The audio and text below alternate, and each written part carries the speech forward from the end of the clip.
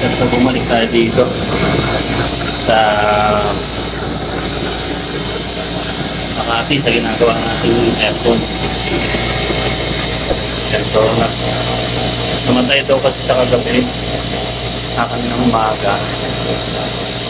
Yan, so pagdating natin, sineck up natin, so okay naman yung system. And then ang nakita kong problema lang is yung ano, ayun, thermostat sensor ng mga master. So convert na kasi to, so naging sensitive siya. So i-convert natin to, babalik natin yung original thermostat sensor niya, tapos lalagyan natin ng timer delay para na rin sa ano, safety device ng compressor. So time delay lang naman. Temperature switch, okay naman siya. So nagka-cut off siya ng ano, cut off niya ay 320 PSI. So balik na rin yung camera, tignan nyo, pakita ko yung ano, yung unit. So working properly siya mga master. Yan, so working properly siya. So wala siyang problema. Tapos yung pressure engage natin mga master. Mga master sa side niya is ayan, so almost 275 PSIG. And then yung low side niya ay 60 PSIG mga master. Yan, maliwanag. So kung makikita nyo, yung sa may kulay black yung maliliit, mga 4 na guhit ito. So yung side dito yung maliliit, 1, 2, 3, 4, ayan. So 2.5 bawat isang puntil niyan mga master. So 4 times 2.5 is 10 plus 50 60 PSIG sa low side, and then 275 sa high side. R22 to mga master. Yan, so water cold. So okay naman yung control niya. Maliban lang dun sa thermostat. So i-convert natin to, ayan o. So may conversion silang ginawa. So babalik natin sa original to. So ito, check up natin to kung working pa to, pero base sa nakikita natin is not working na siya kasi kinonvert na siya sa ano, sa ibang thermostat sensor ito. Convert na siya. Yan, so babalik natin yan sa original, tapos mag-add tayo ng safety device niya, yung Omron timer, para just in case mag-cut off kung may time delay siya. Solohin mo yan! So protection niya na rin yung pag nag-blackout, nag-brownout. So pag energize ng power is hindi siya kaagad sa andat. So magkakaroon siya ng time delay. So parang magiging safety device niya mga master. Tapos turo ko na lang din kung paano natin gagawin yun. Sana all.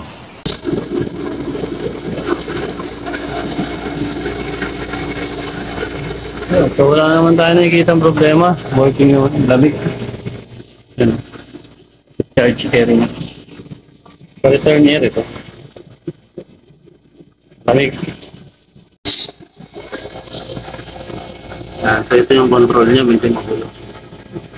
So kung titignan mo, parang hirap mo i-trouble mga master, diba? So, pero kung tutusin, kung alam mo yung system, alam mo yung cycle, so madali lang sa trouble. So ito yung sa fan, ito yung sa compressor. Tapos yung ating transformer, bali converter siya. Yan, tapos yung thermostat sensor, and then yung selector switch, fan or compressor, cool. Kumbaga fan, low fan, high fan, and then low cool at saka high cool. So, madali lang yan mga master. Basta alam mo lang yung pinaka-cycle niya, madali lang siya maintindihan.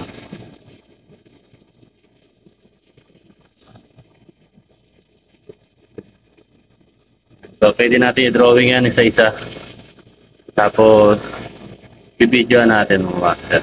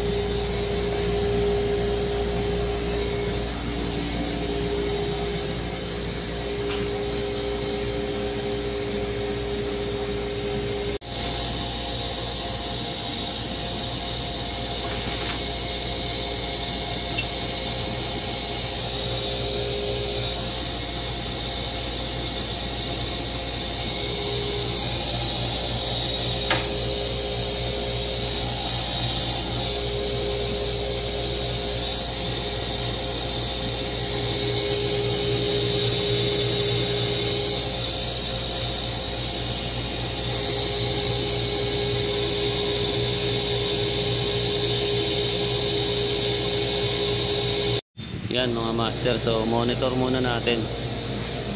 So pero base naman sa mga parameters na nakuha ko, so okay naman lahat. Low side, high side, okay naman siya mga master. So ang nagiging problema lang talaga nito is yung sensitive niya na thermostat. Pero temporary ginawa natin ang paraan. Kasi ang nilagay sa kanya dito is pang window type. So thermostat pa rin naman siya mga master, kaya lang bawat thermostat kasi merong specific sensitivity. So yung pang window type kasi is hindi akma para dito sa sensitivity na kailangan ng gantong aircon. Kaya observe muna natin. Pero okay na to mga master, working na to.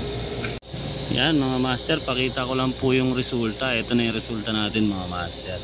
So walang leak mic yan mga master. So good na yan mga master, working properly. Yan, kaya sa mga hindi pa nakasubscribe dyan, subscribe na kayo mga master, Matandem Tech. Yan.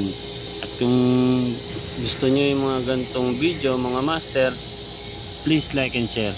And don't forget to subscribe para ma-update ko po kayo sa mga susunod ko pang mga video mga master. Salamat!